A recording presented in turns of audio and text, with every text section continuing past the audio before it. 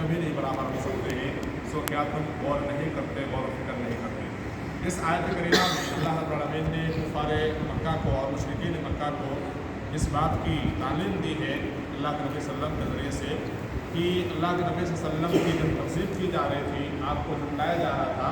तो आप सल्लल्लाहु अलैहि वसल्लम ने उनसे फरमाया कि मेरे पास अल्लाह के ख़जाने भी नहीं हैं। मतलब ये है, इससे मुराद हर तरह की कुदरत व ताकत, कि मैं तुम्हें अल्लाह के अज़ान और मशीयत के बगैर कोई ऐसा बड़ा मुअजिज़ा दिखा दूँ जैसा कि तुम चाहते हो। यानी कुफ़ार मक्का अल्लाह के नबी सल्लल्लाहु अलैहि वसल्लम से तरह तरह के मुतालबात करते थे,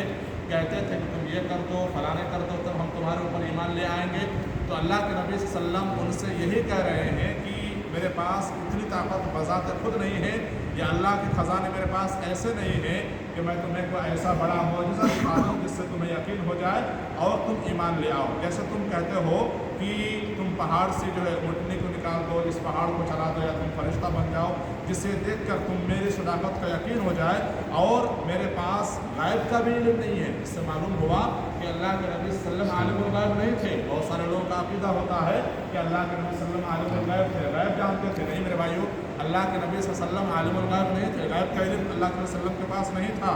और इसी तरीके से कि मुस्तक़बिल में पेश आने वाले हालात से मैं तुम्हें मुत्तला करता हूँ। ज़ाहिर सी बात है, अगर गायब का इल्म होता तो अल्लाह के नबी सल्लल्लाहु अलैहि वसल्लम हर दिन के बारे में और मुस्तक़बिल में फ्यूचर में जो चीज़ पेश आने वाली है, या क़यामत कब वाक़ई होगी, या लोगों के साथ कैसे मामलात होने वाले हैं, इन तमाम चीज़ों को अल्लाह के नबी सल्लल्लाहु अलैहि वसल्लम खोल कर बयान कर देते। तो अल्लाह के नबी सल्लल्लाहु अलैहि वसल्लम ने कहा कि ऐसा नहीं है, मैं गायब नहीं जानता हूँ, और मुझे फ़रिश्ता होने का दावा भी नहीं है कि मैं फ़रिश्ता भी नहीं हूँ कि तुम मुझे ऐसे खर्क आदात उमूर पर मजबूर करो जो इंसानी ताकत से बालातर हो। यानी मैं फरिश्ता नहीं हूँ कि मैं कुछ भी कर दूँ, मैं एक इंसान हूँ, जैसा तुम चलते हो वैसे हम भी चलते हैं, जैसे तुम खाते पीते हो वैसे हम भी खाते पीते हैं, और मैं तो सिर्फ उस वही का पैरोकार हूँ जो मुझ पर नाजिल होगी। यानी हज़रत जिब्राईल अलैहिस्सलाम के ज़रिए से जो चीज़ मुझ तक आती है, मैं उसी चीज़ को तुम तक बयान करता हूँ, और मैं उसी चीज़ पर अमल पैरा होता हूँ।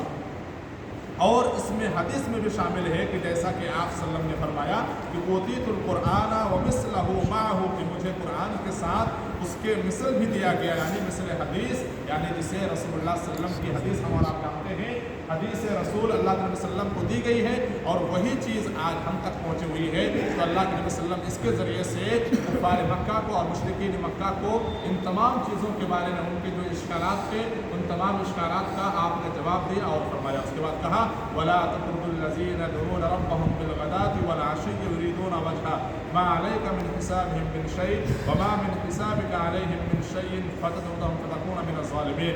और ना उन लोगों को ना निकालिए जो सुबह व शाम अपने परवरदिगार की बात करते हैं, ख़ास उसी की रज़ामंदी का कसद रखते हैं, उनका हिसाब ज़रा भी आपके मुताल्लिक़ नहीं है, और आपका हिसाब ज़रा भी उनके मुताल्लिक़ नहीं है। आप उनको निकाल दें, वरना आप जुल्म करने वालों में से हो जाएंगे। इस आयत करीमा में यानी अल्लाह रब्बुल आलमीन ने यह बयान फरमाया है कि यानी बेसहारा और गरीब मुसलमान जो बड़े इखलास से रातों दिन अपने रब को पुकारते हैं, यानी उसकी इबादत करते हैं। आप मुशरिकीन के इस मुतालबे से कि ऐ मोहम्मद सल्लल्लाहु अलैहि वसल्लम, मुशरिकीन का मुतालबा क्या था आप जानते हैं, वो कहते थे कि अल्लाह के नबी सल्लल्लाहु अलैहि वसल्लम तुम्हारे इर्द गिर्द जो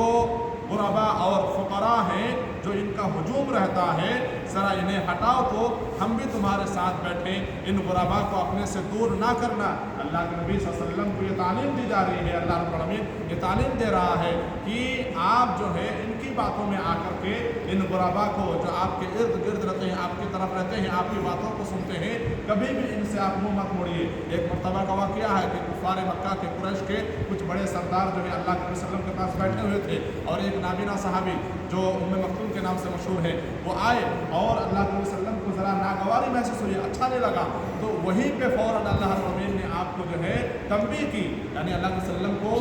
थोड़ा सा जो है परेशानी महसूस हुई, या ये कह लीजिए कि अल्लाह के नबी सल्लल्लाहु अलैहि वसल्लम ने उनसे नज़रअंदाज़ी करनी चाहिए कि मैं बड़े आदमी के साथ बैठा हुआ हूँ तो मैं इनसे क्यों मिलूँ, इस तरीके से कुछ मामला पेश हुआ। फ़ौरन अल्लाह रब्बुल आलमीन ने अल्लाह के नबी सल्लल्लाहु अलैहि वसल्लम को वही के ज़रिए तंबीह की اور فرمایا کہ یہ بالکل بھی نامناسب ہے آپ کے لیے کہ آپ ایسے لوگوں کے ساتھ بیٹھیں کہ آپ کے ساتھ کوئی بھی بیٹھنے والا ہو آپ یہ نہ دیکھیں کہ کون بڑے رتبے کا ہے، کون پیسے والا ہے، کون اچھا لباس والا ہے، یہ آپ کو نہیں دیکھنا ہے، بلکہ آپ کو وہ دیکھنا ہے جو اللہ کے ساتھ کھڑے ہیں، جو آپ کے ساتھ کھڑے ہیں، چاہے وہ غریب ہو، چاہے نابینا ہو، چاہے کوئی بھی ہو۔ تو یہاں پر بھی وہی بات تعلیم دی جا رہی ہے کہ کفار مکہ جو آپ سے یہ کہتے ہیں کہ ان کو ہٹاؤ تو صحیح، ہم بھی تمہارے ساتھ بیٹھے، ان غربا کو اپنے سے دور نہ کرنا۔ اللہ کے وسلم کو فرما رہا ہے اللہ، اور بالخصوص جب کہ آپ کا کوئی حساب ان کے متعلق نہیں ہے اور ان کا آپ کے متعلق نہیں ہے، اگر آپ ایسا کریں گے تو یہ ظلم ہوگا اور یہ آپ کے